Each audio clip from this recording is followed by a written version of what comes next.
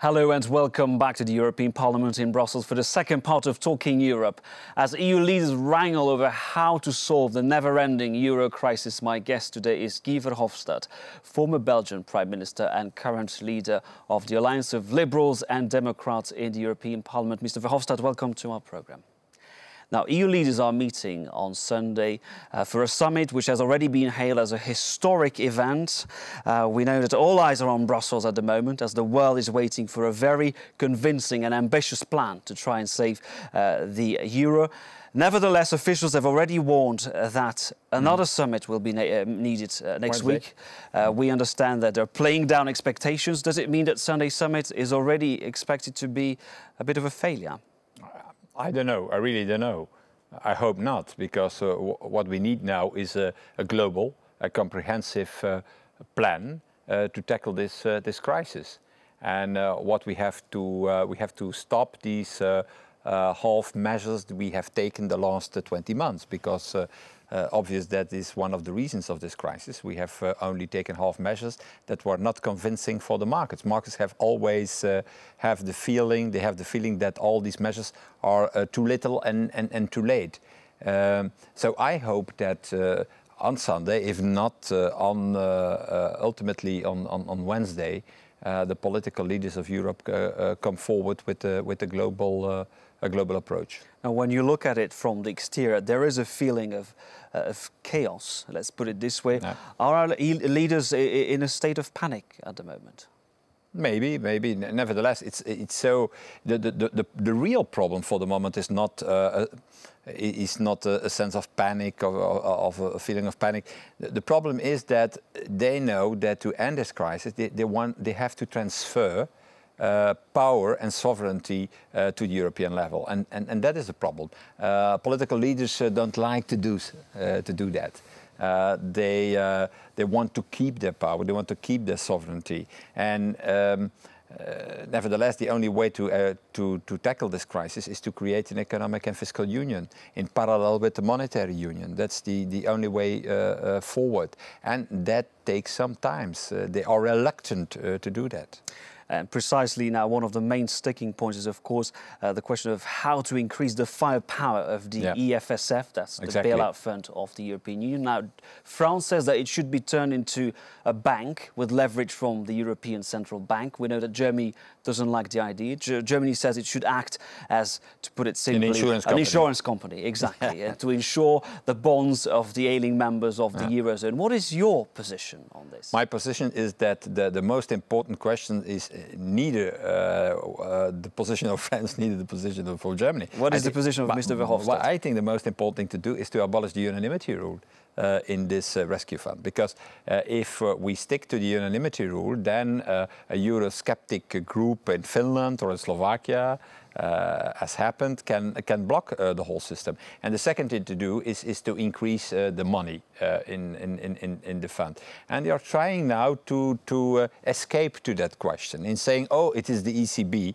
who have to do that task, but the ECB don't want to do that. And on the other hand, from the German side, there are other ideas. The idea to make an insurance company from that fund. But you don't believe that can work? I have my doubts about that, because they are talking about the possibility to cover 20% or 25 or 30% even of the bonds, the losses on the bonds of the countries toxic bonds. On the toxic bonds. But yeah, maybe we shall have already a haircut of 50% on the debt of Greece. So how credible it is, how convincing it is then to say that it's only 20 or 30%. So I have my doubts about it. The best way to come out of this crisis is another way. That's to organize the fastest as possible a euro bond market in the Eurozone, so that you can neutralize debts, so that you can also have enough firepower to create a firewall around the single currency, and that's the best way forward. But Germany still completely Yeah, but I opposed. think that for the moment there are a number of political parties in Germany who are in favor of Eurobonds. For example, the Greens, Social Democratic Party is in favor, and we try to convince also the other political parties to accept it, because at the end I think it's a cheaper solution than to continue what we are doing now. We have already put several thousand of billions of money, of euros, in the financial crisis, to tackle the financial crisis. We have already paid several hundred of billions of euros to save a number of countries like Greece, Ireland, Portugal. And I think the best way to go forward with this crisis is a Eurobond You say market. it's important to boost the EFSF, so the bailout fund. We know that markets like figures. What kind of magic figure could reassure the market? Some say it should be 2 trillion, they are saying. 2 trillion? But markets are saying 2 trillion. I have proposed at least to triple the possibilities of the... currently stands at 440 billion. Yeah, 440, but that's not the real amount, naturally, because some parts of this amount has been used for a number of countries. For Greece, for Ireland, for Portugal. So it's less than the 440 billion. But it's clear that you have to increase the money of the fund. Some people are talking about 2 trillion for that, because we shall ask that this fund is also intervening in recapitalizing the banks in Europe. So if you ask them to buy bonds of countries in difficulties, if you ask them to help with loans to countries in difficulties, and if you ask the EFSF also to recapitalize the banks, you need certainly more than the 440 billion. You need a lot of money, that we understand. Exactly. But can Europe afford the bill? I think so. If you create a Eurobond market in which you can attract savings from outside Europe. And outside Europe, there is an enormous will to invest in Europe, but in a stable, in a system that is based on stability and is based on discipline, and not in a system that is depending from the opinion from one Eurosceptic political party in one of the member states of the Eurozone. Now, as a federalist, aren't you tired, aren't you frustrated of what some have called a Franco-German diktat? Merkel and Sarkozy meeting together and putting all their partners in front of a fait accompli. That's, of course, to the detriment of the European institutions. Yeah, but that doesn't work for the moment. And we see here the limits of this cooperation between Germany and France. But why do you say it's not working? Well, it's not working because, let me give one example, on the whole problem of strengthening the Stability Pact, they got a deal. That's the so-called Deauville deal of last year. Well, it didn't work. European Parliament has changed completely the content of that agreement, and we have strengthened this Stability Pact in a way that was not foreseen by France and Germany. Because in the initial opinion of France and Germany, it was still the member states who were deciding on the question if a country is breaching the pact, yes or no. What doesn't work, because what you need is an independent authority, the European Commission and the European Central Bank, who is doing that job. So we changed that. And my fear is that France and Germany also in this period shall come forward with a number of ideas which shall not work. For example, to organize an economic government based on the intergovernmental method. That you want the work. Commission to be in charge? I want the Commission. The Commission is, for example, today responsible for the rules on competition, and that works.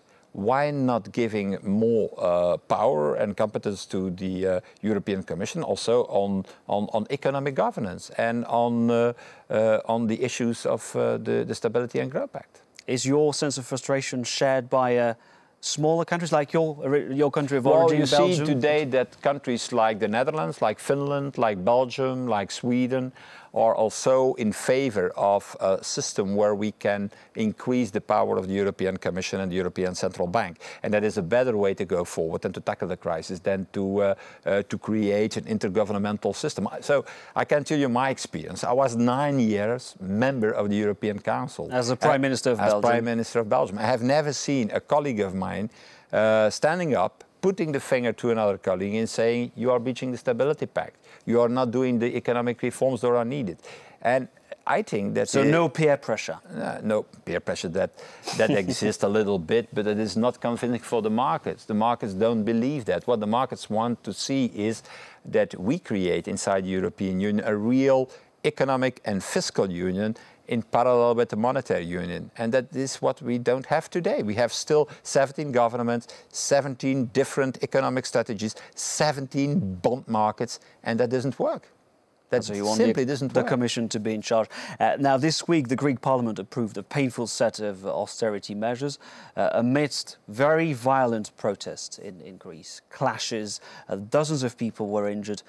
We're seeing social unrest across Europe. Aren't you worried that this social unrest is going to spread even further and could potentially get out of control? No, that's certainly a danger, what we are facing today, and the only response to that is to come forward with European leaders with a plan to create also growth and investment and increase investment in the European Union. And again, to do that, you need a Eurobond market, because we don't have the money for the moment to boost investment in Europe, and certainly not in Greece. To do that, we need a Eurobond market so that we can attract savings from outside the European Union to invest in the European economy. China, Brazil, but also other countries, other BRIC countries. And that's absolutely necessary. Today, there is a huge amount of savings that are going to the other side of the Atlantic, to the US. The Chinese are the main, in fact, investors in, for the moment in T-bonds, so the treasury certificates of the United States. Why we could not do the same thing in Europe and attract savings from outside Europe to invest in our economy? A lot of demonstrators across Europe say that this is the crisis of liberalism. Liberalism is, of course, the very nature of your party. What do you respond? It's absolutely not the crisis of liberalism, because liberalism doesn't mean a system of free market without rules. I think this is the crisis of a system of capitalism who thought that it was not necessary to have rules in the market. But we know already since the 18th century that it is necessary to have rules. It was Adam Smith, so in The Wealth of Nations, who said that a free market without rules is like a jungle. Now let's go back to your country of origin, Belgium. After almost 500 days of political crisis and stalemate, there seems to be light at the end of the tunnel. Elio di RUPO, the president of the French-speaking Socialist Party, is poised to become the next Prime Minister of Belgium. We're going to talk about this in a moment, but first, let's have a look at our report. Supporters of a Flemish separatist group showed surprise and excitement in June of 2010 as election results shifted power in their favor. The new Flemish Alliance Party gained control of the most seats in Parliament as a result of the vote. Leaders from Wallonia in the south of the country immediately expressed concern. The success of the new Flemish alliance in the north of the country is problematic for Belgium's future, as we know the party has separatist tendencies. Since the 2010 election, the country has been in deadlock over what its future should look like, leaving Belgium without an effective central government. At the heart of the debate lie regional and linguistic differences between Dutch-speaking Flanders and French-speaking Wallonia. Many Flemish have been pushing for more autonomy and even independence, saying they no longer want to subsidize the poorer southern region of Wallonia. Coalition negotiations began to move forward following the July ouster of the separatist party, the New Flemish Alliance, from talks, excluded for being too inflexible. Parliament finally reached the two-thirds majority needed for state reforms this month and announced a deal resolving disputes over electoral boundaries and granting regions more autonomy. Nous avons un accord institutionnel global. We have a global institutional agreement. An agreement that will help our country evolve and gain stability. The agreement could pave the way towards the formation of a new government. Of top concern for new leadership, drafting a budget for 2012 and dealing with the European debt crisis. VERHOFSTADT, does your country have a sustainable solution, or are we just buying time until the next election? No. I think it's a sustainable solution because it's a global agreement that has been reached between the main political families of the country to modernize the federal structure of the country and to increase the autonomy of the regions. So I think it's a sustainable solution for the next decades. Every reform involves more and more devolution. Hasn't the federal state become an empty shell in Belgium? No, because taxation, social security, foreign policy is still the core business of the federal state. So I think that this new agreement is more or less a good balance between more autonomy for the regions, at the same time important tasks for the federal state. But I think it's interesting to see that it's possible with long negotiations to come to an agreement in Very long Belgium. negotiations. Yeah, okay, but that's normal in a federal state. In a federal state, it's always necessary after a few decades to modernize the system. And in the meanwhile, the economic results of Belgium are not so bad. High economic growth. Cuts in the So you're better off fiscal... without a government? No, I'm not an anarchist asking for that. But I'm sure that we are on the right track now. Now, one last question. You said that this is a wide agreement. However, though, the N-VA, which is the Flemish separatist party which won the election in Flanders and created this crisis, will be in the opposition. So we'll be able to criticize, we'll be able to grow even further. Yeah, but I don't think it was possible to reach an agreement with the Flemish separatists around the table. That was clearly impossible to do so. So the most important now is that So their role in Belgian politics is to act as an agent provocateur? Apparently, yes. That's the role they choose, have chosen to the last weeks and the last months. Guy Verhofstadt, former Belgian Prime Minister and current leader of the Alliance of Liberals and Democrats in the European Parliament, thank you very much.